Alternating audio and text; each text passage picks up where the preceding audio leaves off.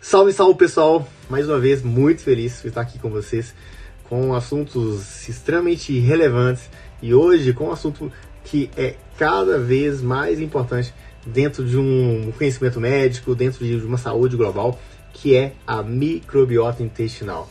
Meu nome é Dr. Vinícius, sou médico especialista em clínica médica, com residência em nefrologia, título de especialista em nefrologia, também especialista em medicina do esporte e dos exercícios, titulado pela sociedade, especialista em nutrologia e hoje eu pratico medicina funcional, que é uma medicina voltada para cuidado da base. Esse é o cuidado que a gente quer trazer para vocês aqui nesse canal do YouTube. Cuidar da base, para que vocês tenham aí energia, disposição, saúde, voltado para o emagrecimento, para a hipertrofia, para quem quer longevidade, para quem quer libido, enfim, uma vida vibrante. Então vamos falar sobre microbiota, que é e quais alimentos consumir para fortalecer suas boas bactérias e para, consequentemente, fortalecer a sua saúde. Então vamos lá.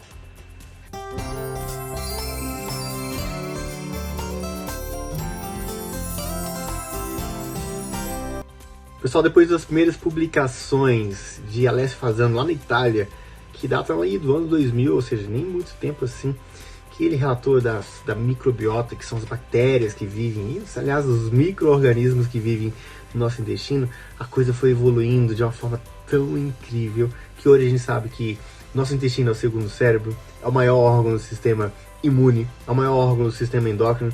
Então é impossível a gente querer boa saúde e não cuidar do nosso intestino. Então fique aqui comigo até o final, que a gente vai dar para vocês alguns alimentos que são essenciais no cuidado do seu intestino e também medidas gerais de como cuidar, como fazer para ter um intestino, boas bactérias no seu intestino. Então o trato digestivo abriga mais de 500 espécies de bactérias, compreendendo um total de 100 trilhões de micro-organismos no total. Isso é uma loucura, porque a gente tem mais bactérias no nosso intestino do que células no corpo. E se a gente parte do pressuposto que nós somos feitos de células e agora a gente tem mais bactérias do que células, quer dizer que nós somos não somos humanos, né? Se for parar para pensar. Mas tem um livro que chama Meio Humano, recomendo demais vocês lerem, que é muito interessante. Coletivamente, a microbiota, ou as bactérias, ou os micro-organismos que estão no nosso intestino, isso é extremamente importante. Assim, nós damos um lar para esses micro-organismos, em troca, eles fazem uma variedade de coisas para nós. Por exemplo, ajudam a gente a digerir os alimentos, sintetizam certas vitaminas, e além disso desempenham um papel importantíssimo no sistema imunológico. Esses micro-organismos, eles trabalham como uma barreira que ajuda o nosso corpo a filtrar e absorver os alimentos adequadamente. E a microbiota é um conjunto, na verdade, de seres vivos, que são pequenos demais para serem observados a olho nu. E é o termo geral que é descrito para falar que existem ali bactérias, vírus, fungos, leveduras e tudo mais. Então, o microbioma que a gente conhece, né, o microbioma ou microbiota é a coleção de micro-organismos que vivem em uma determinada comunidade, no intestino humano, mas também vivem ali no pulmão, vivem nas vias aéreas, vivem na pele, e às vezes a gente denomina essa comunidade, ou esse microbioma, essa microbiota também de flora. A gente já ouviu falar muito, né? Flora intestinal. E nós, como seres humanos, começamos a adquirir uma boa microbiota logo ao nascimento. É interessante essa história de que o ser humano, quando nasce de parto vaginal, pega a microbiota da mãe, e esse ser humano que nasceu de parto vaginal, que pegou a microbiota da mãe, ou seja, as boas bactérias da mãe, ele tem menor incidência na vida adulta de transtorno de ansiedade e de obesidade, além de outras condições. De forma que alguns centros hoje, o que eles fazem? Depois de um parto cesariano, eles embebedam uma gaze na secreção vaginal da mãe e colocam na boca da criança para a criança fazer um reflexo de sucção, e aí essa criança vai ser inoculada com aquelas boas bactérias. Então um parto vaginal é realmente interessante dentro desse contexto de transferência de bactéria para o bebê. Então os bebês eles têm o primeiro contato quando eles adquirem essa microbiota da mãe e que, diga-se de passagem, é realmente muito importante. O microbioma ele não é fixo, ele se desenvolve ao longo do tempo e as mudanças em respostas ao seu ambiente eles acontecem de forma progressiva. Agora, uma parte importantíssima de entender o que o microbioma faz. Então, as bactérias intestinais afetam todo o corpo, pessoal, incluindo o cérebro. As bactérias benéficas, elas têm muitas funções, inclusive a capacidade de sintetizar algumas vitaminas e ajudar na digestão, equilibrar o humor, reduzir a ansiedade, proteger contra as infecções e algumas formas, inclusive algumas formas de câncer, reduzir a resistência insulínica, reduzir a incidência de diabetes, a própria obesidade. Então, cepas boas de bactérias, elas são realmente definidoras para uma boa saúde. Elas estão associadas a menor taxa de obesidade, como eu falei, de diabetes, como disse também, e de várias outras doenças do intestino. Então, se a gente tiver muitas bactérias ruins ou poucas bactérias boas no intestino ou no microbioma, podem surgir sérios problemas de saúde.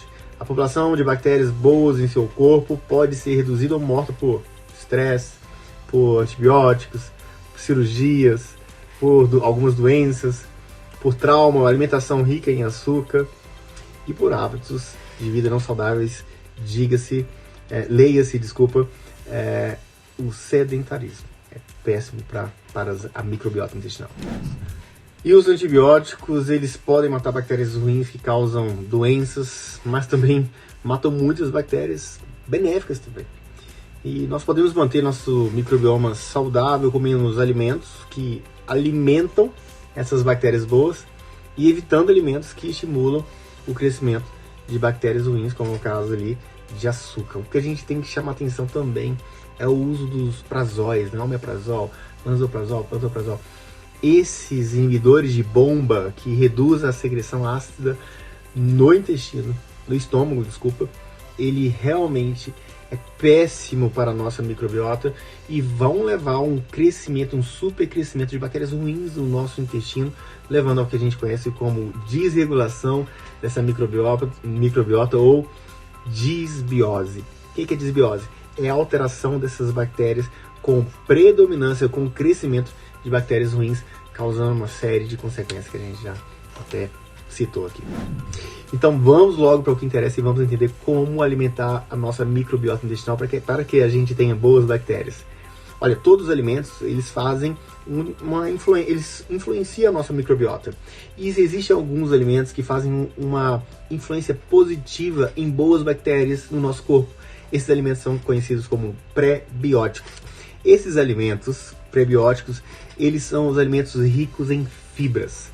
Olha, os prebióticos, pessoal, eles fazem com que, ricos em fibras, né, eles alimentam diretamente essas bactérias boas e existe um composto que se chama ácido butírico.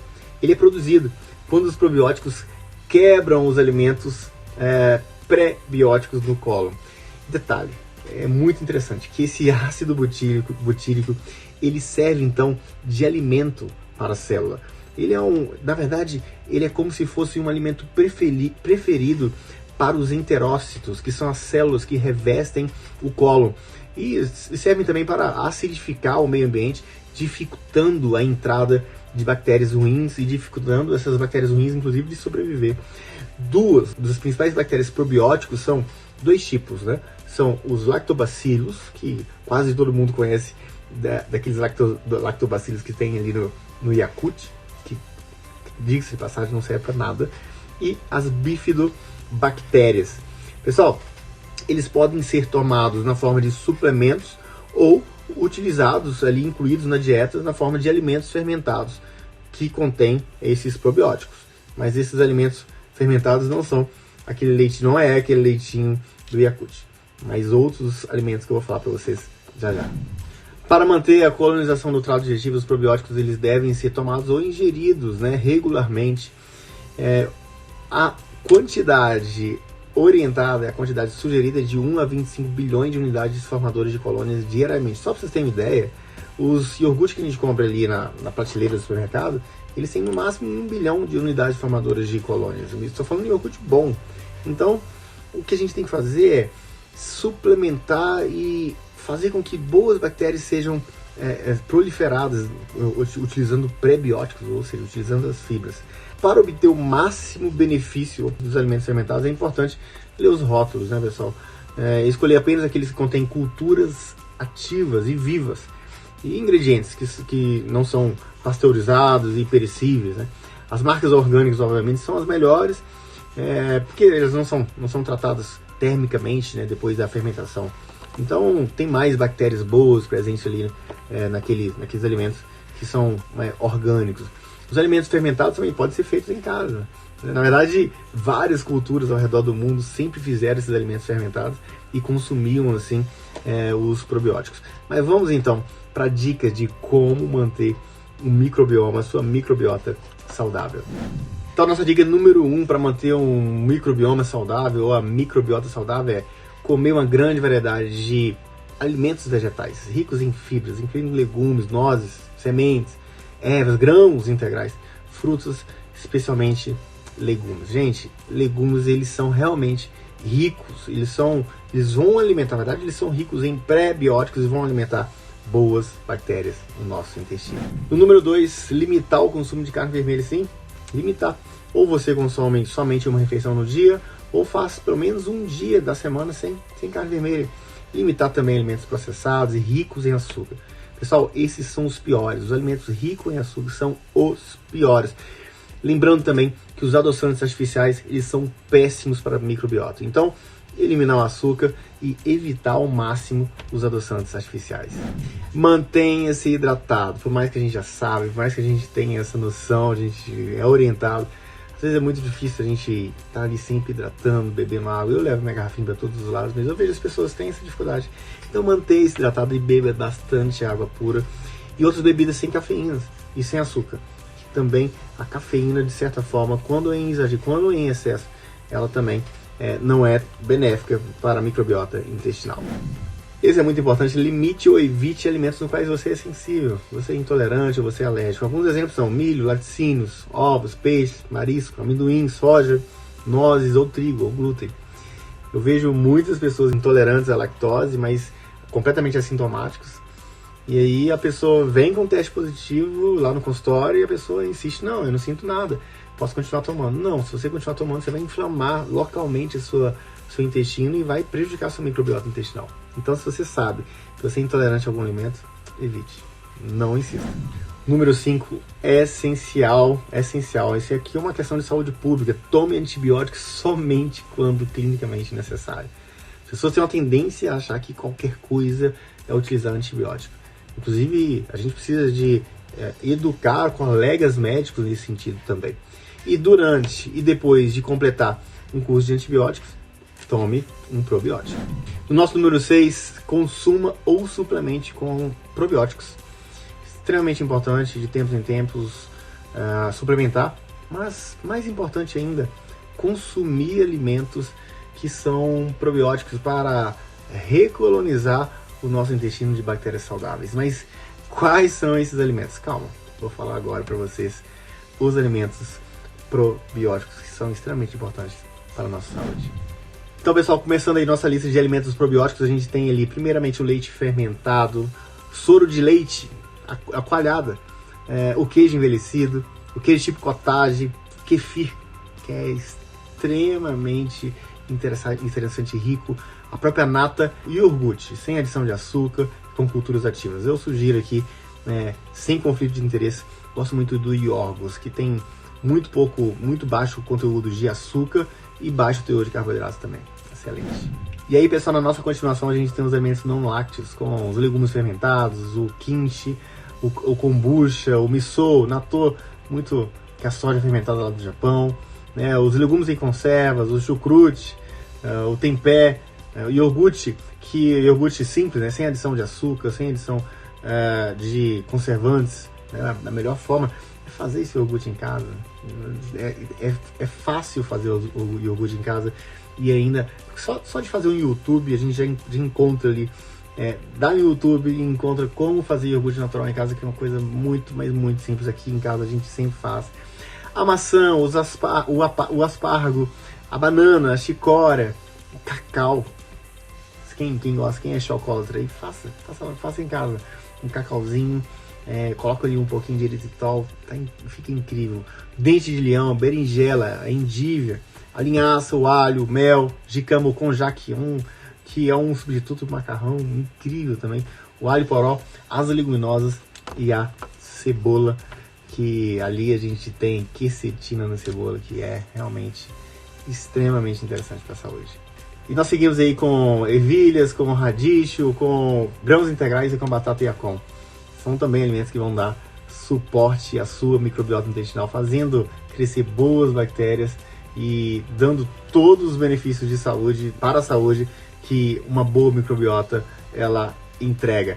Gente, depois de 2000, a quantidade de estudos que vem surgindo sobre os benefícios de boas bactérias no nosso intestino não são poucos. Então, se você pensa em longevidade, em energia, disposição, se você pensa em se livrar de doenças metabólicas, não deixe de cuidar da sua microbiota intestinal, seguindo todas as nossas orientações que a gente acabou de passar nesse vídeo. E se você gostou desse vídeo, dá seu like, não se esqueça de seguir o nosso canal, de se inscrever no nosso canal e de apertar o botão do sininho de notificações, porque a gente está sempre aqui trazendo informações importantíssimas para você, para a saúde, para a energia, para a longevidade, para a libido e tudo mais. Tudo dentro de um contexto de uma medicina funcional. Eu vejo vocês em uma próxima. Saúde e paz.